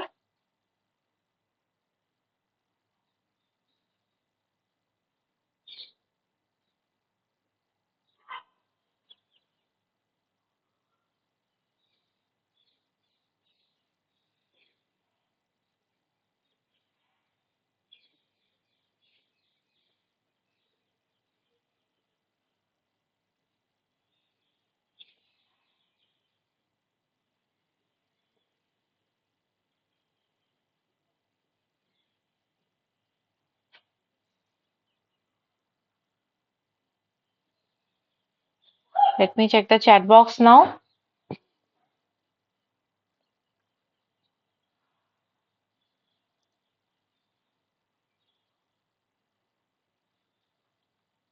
Okay.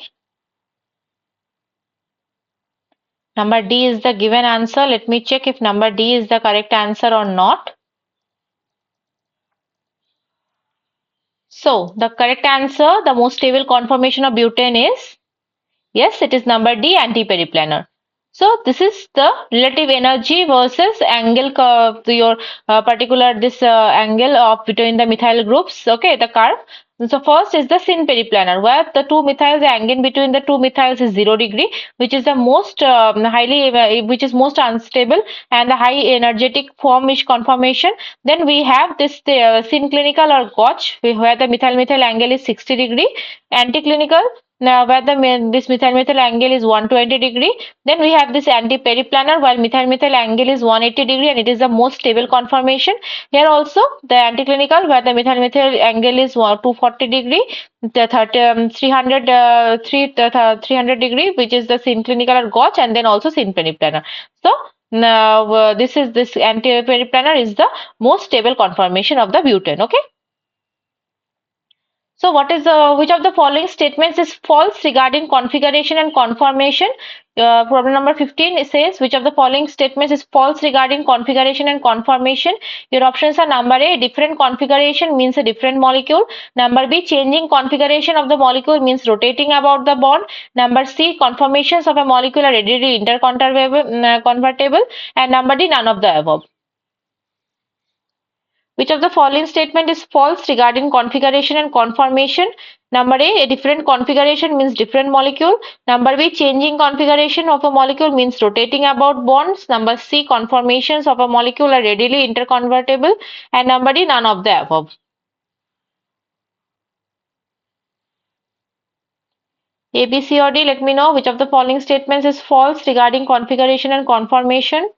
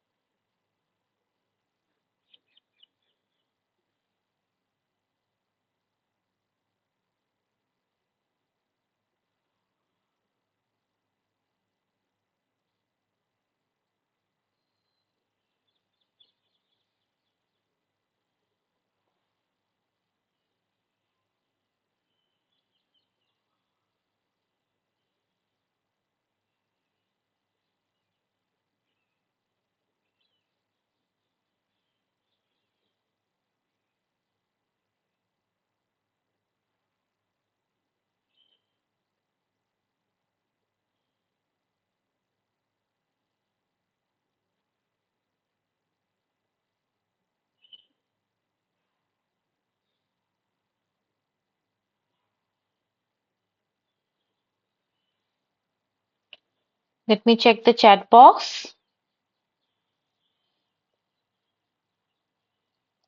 Okay, I have two answers. Both are saying it is number B. Let me check if number B is the correct answer or not. So the correct answer, the statement which is false regarding this configuration and conformation is number B. Changing configuration of a molecule means rotating about the bond. This statement is false. Okay. Now let us understand a few terms which are important in the stereochemistry. First, the terms are the configuration and conformation. So changing configuration molecule always means the bonds are broken. A different configuration means a different molecule. Changing conformation of a molecule means rotating about the bonds, not breaking them. Conformations of a molecule are interconvertible and are not at all the same molecules. Okay, so two configurations, this one and this one. So going from one enantiomer to another requires the bonds to be broken. Okay, and there are three conformations are present here. That's of the same enantiomer. Getting one from another is just about rotation of the bond, and all are the same molecule.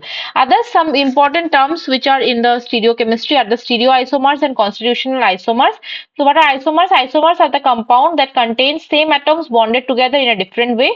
Now, if the connectivity of the atoms in two different isomers is different, they are constitutional isomer. If the connectivity of the atoms of two are same, then they are known as the stereoisomer. Enantiomer and stereoisomer, so E and Z double bonds. So and so this is the constitutional isomer. Okay, the way the atoms are connected are different, but The two compound contain same number of same atoms bonded together in a different way. That is why they are known as the constitutional isomer. In enantiomer, the same number of molecule, the atoms have same connectivity, but they are arranged differently. Okay, like EZ isomer, enantiomers are all the constitutional isomers. So these are the terms which are very important and sometimes confusing, but you have to remember all this. Okay. Problem number 416, it says for which of the following is the most stable conformer for the cis-1,4 ditertiary butyl cyclohexane?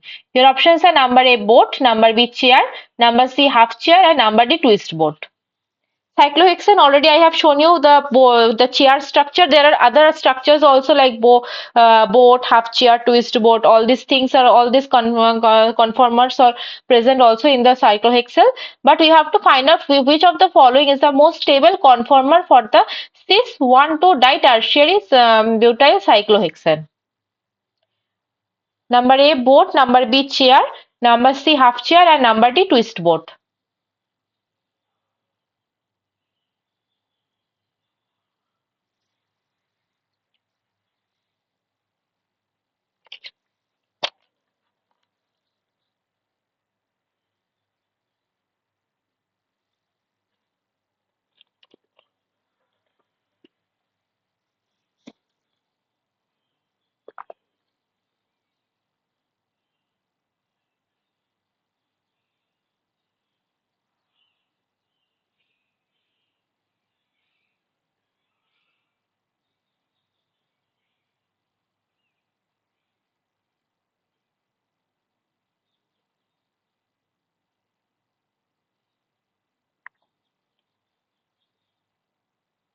Which of the following is the most stable conformer for this molecule, cis-1,4 ditertiary butyl cyclohexane?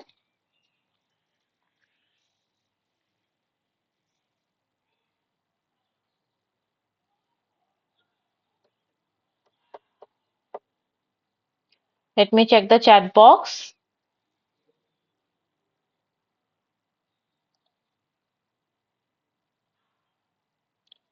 Okay, I have few answers. Number B, number B, number A, number D. Okay, A, B, and D, three different answers I have. Okay, let me check which of the following is the correct answer. So the correct answer, the most stable conformer for this molecule will be number C, twist boat. So, and cis-1,4 ditertiary butyl cyclohexane and axial tertiary butyl group is very uncomfortable. So, in cis-1,4 ditertiary butyl cyclohexane, one tertiary butyl group will have to be forced to be axial if this compound is stayed in the chair conformation like this. If this compound is in chair conformation, now one of this tertiary butyl group must be in the axial, but this is very unstable. To avoid this, this compound prefers to pucker into a twist boat so that two large groups can be equatorial position or the pseudo-equatorial position we can say. So this is the twist boat for conformation, and this compound, this particular cis-1,4 ditertiary butyl cyclohexane is most stable in this this twist boat conformation where the two cyclohexyl groups can be in a pseudo-equatorial position. Okay, so number C is the correct answer. Now problem number 17, which of the following structures is the correct regarding the phased acid? Okay, so you have to identify which of the following is the correct structure for the phased acid. A, B, C or D.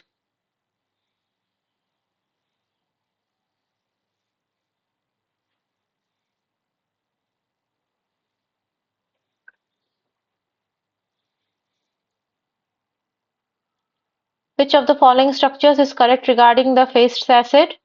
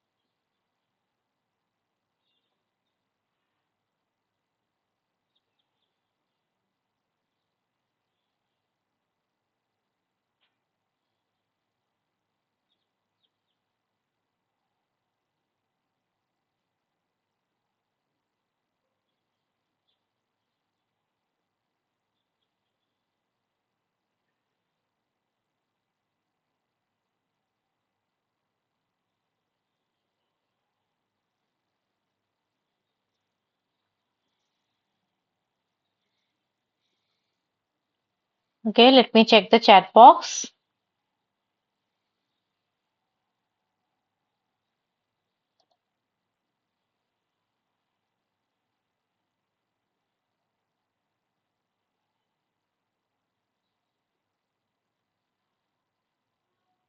Option D was the twist boat. Okay, I think.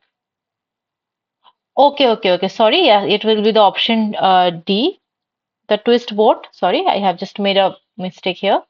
Yeah, twist boat is the correct answer. Okay, and it is the option D, not C. So any answer for the next question? Yeah, option D was the twist boat. It's fine. Number B is the answer which I have got for the phased acid structure. Let me check. Which is the following structure is the correct answer for the phased acid? Yes, number B is the correct one. So the phased acid, it is the structure of the phased acid is sometimes is very complicated when it was earlier when it was we are trying to find it out.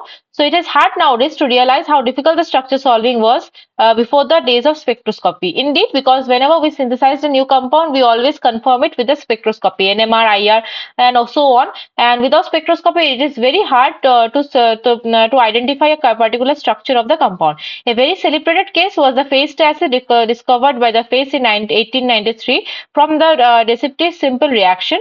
Okay, so this is the phased acid, which is the just NaOH addition of this compound.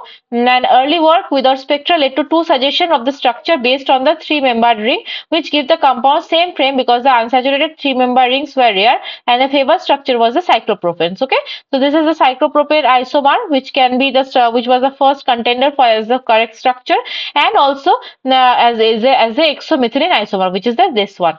Okay. So the argument was still going on in 1950s, where the first NMR spectrometer appears. Although infrared appeared to support the cyclopropane structure, one of the first problems resolved by the primitive 14-Hz instrument available was the phased acid, which led to no methylene group methyl group signal, but it has two proton with the double bond. So which means this it's a exomethyl. So first this structure was thought to be correct, but when the NMR was first invented and it was when this compound was checked, so it was found that there is no methyl group peak. Rather, we have to have proton peak with a double bond, which indicates the correct structure is this one, this exomethylene isomer. The structure had two chiral center. One, these two are the chiral center of this structure. So how this we know this with which diastereomer we have? The answer was simple. The stereochemistry has to be trans because phased acid is chiral. Okay.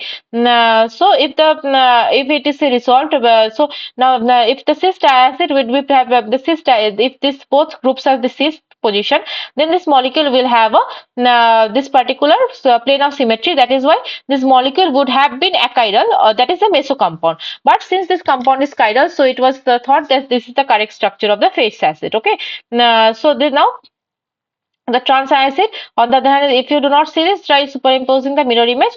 Okay, so this modern NMR spectroscopy make the structure easy to reduce. There are only, so this is the modern NMR spectra for the phased acid. This is the proton NMR, which has only two proton peak of there is at the 2.67 ppm for two protons and 5.60 for the two proton. Okay, this 2.267 is for this protons on this cyclopropane ring, and these two protons of the double bond comes at around the 5.60, and this is the 13C NMR spectroscopy. Okay, where this 170 degree, this particular COO of this acid is comes at this 170, and other peaks are so on. Okay, so this is the correct structure of the phased acids. Problem number 18 says the reagents used for the conversion of plus isoserine to D minus lactic acid are. Your options are number A, HNO2 followed by sodium amalgam, sodium Hg, and number B is the NOBr followed by HGO, number C, HNO2 followed by HGO, and number D, NOBr followed by NaHg. So, which of the following reagents is used for the conversion of plus isoserine to D minus lactic acid? Number A, HNO2 followed by NaHg. Number B, NOBr followed by HGO. Number C, HNO2 followed by HGO. And number D, NOBr followed by NaHg.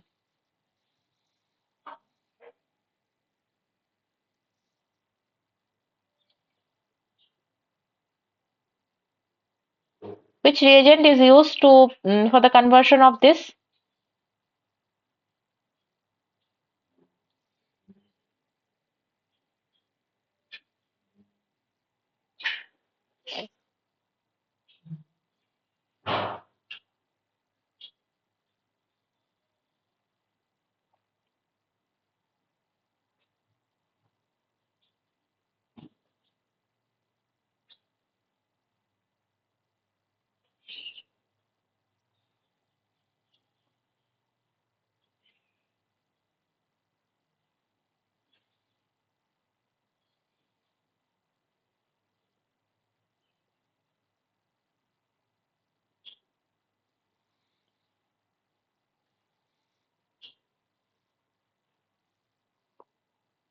What is the correct set of reagents for the conversion of plus isoserine to D minus lactic acid?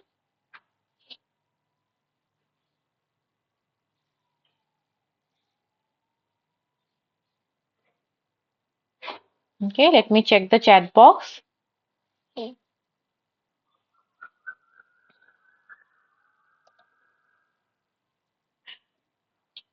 Okay, number A is the given answer. Let me check if number A is the correct answer or not.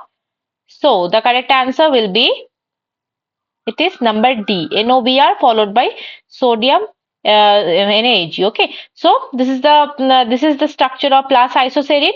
Okay, so when this plus isoserine is treated with NOBr, so we have this. Okay, this plus isoserine has this amine group. This is a serine molecule basically. So this amine group is converted to bromine with the treatment of NOBr, and then sodium amalgam. What does it do? It just removes this bromine, and we have this one. Okay, so this is the conversion of plus isoserine to D-lactic acid. Okay, and also we have this now when this plus isoserine is treated with this HNO2, we have the D minus glyceric acid, and the D minus this minus glyceric acid is also can be formed with the D plus glyceraldehyde with the treatment of HGO. Okay.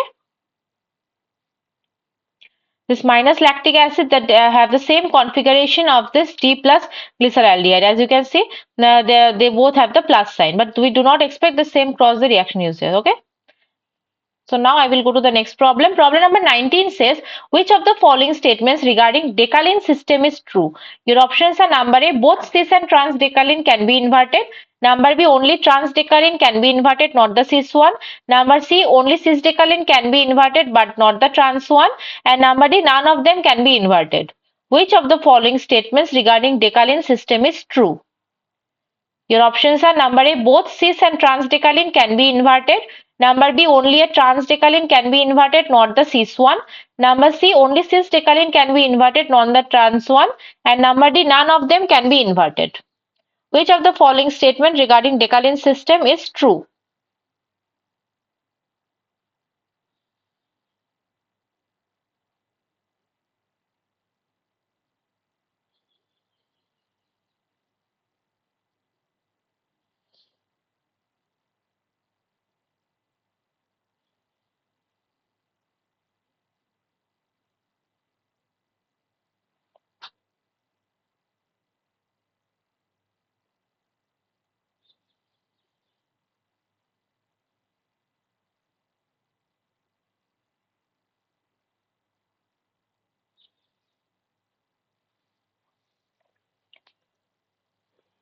So, which of the following statements regarding decalin system are true?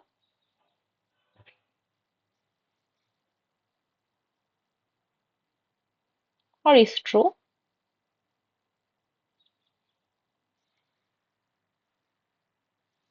Let me check the chat box.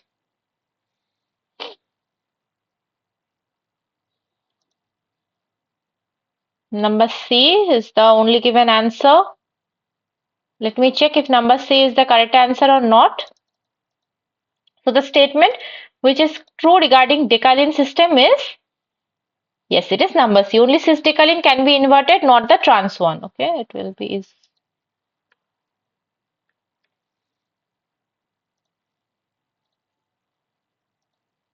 Okay, so number C is the correct answer. Only cis decalin can be inverted, not the trans one. So, decalins. So, decalins are basically two cyclohexane rings joined together. Okay, it has 10 carbon, 1, 2, 3, 4, 5, 6, 7, 8, 9, 10. That is why known as a decalin. So, it is also possible to lock the conformation of the cyclohexane ring by joining another ring to it. Decalin is two cyclohexane rings fused together with a common CC bond. Two diastereomers are possible depending on whether the hydrogen atoms at the ring junction are cis or trans. For cis decalin, the ring junction has to be the ring has to join first so that the axial one point is attachment and equatorial and another. For transdecalin, second ring can be joined to the first in the equatorial position, both attachment in attachment pair. Okay, so this is the structure of the cis decalin in the chair formation, and this is the structure of the transdecalin. Okay.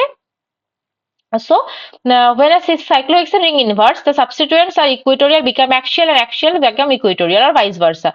This is fine for cis-decalin because one has axial equatorial junction. It means the ring inversion is not possible for trans-decalin.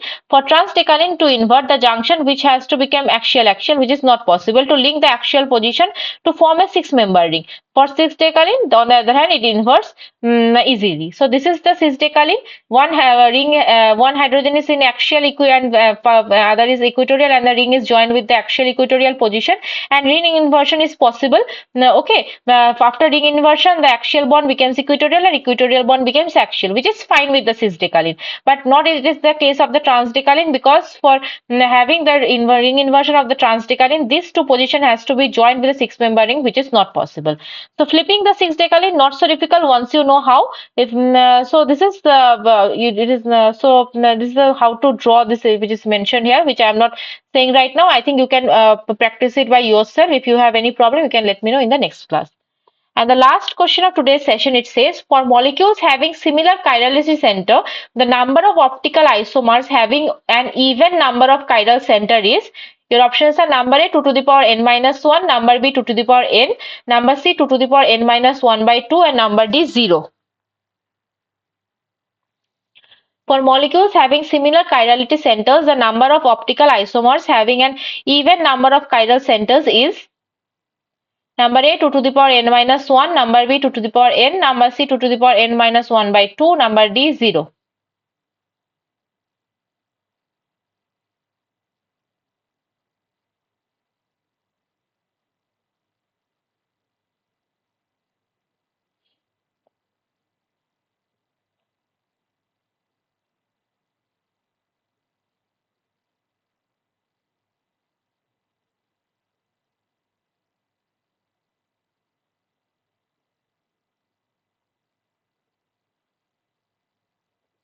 So what is the number of optical isomers for having even number of chiral centers?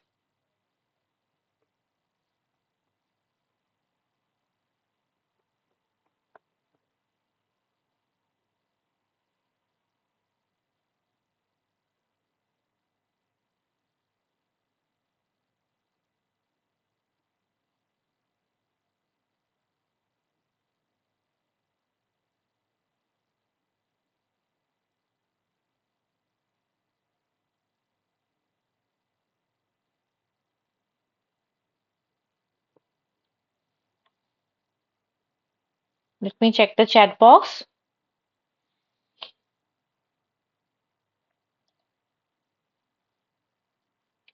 Okay, number C, number A. Two different options I have received as answer. Let me check which of the following is the correct answer.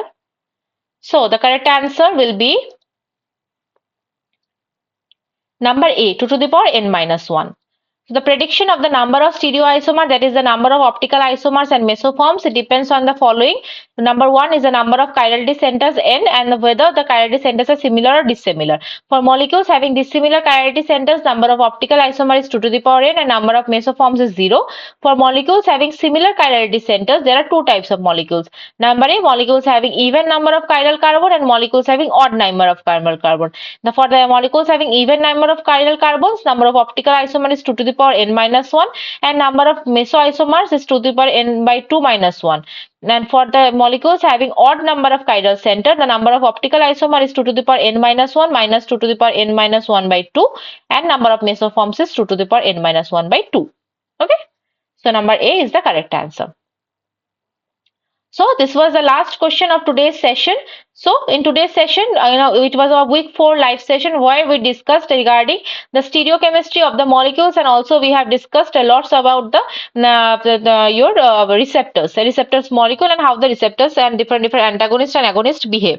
So now I will share my email ID here in the chat box. If you have any doubt, any query, you can let me know via email.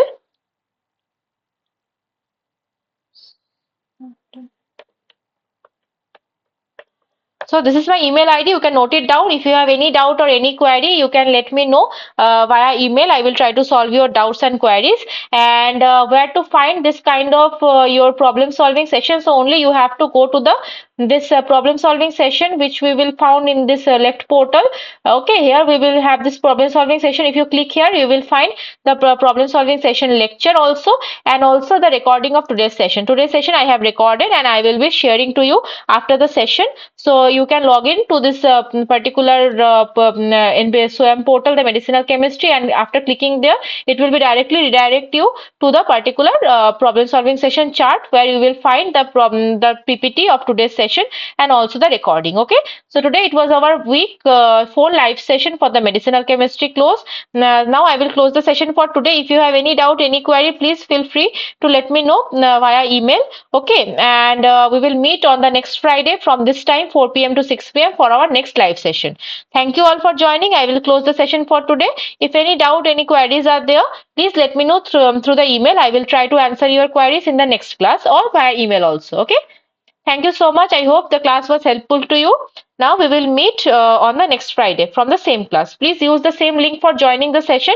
You can copy the link or also it is in the presentation which I will be sharing. Thank you all. I will close the session for today.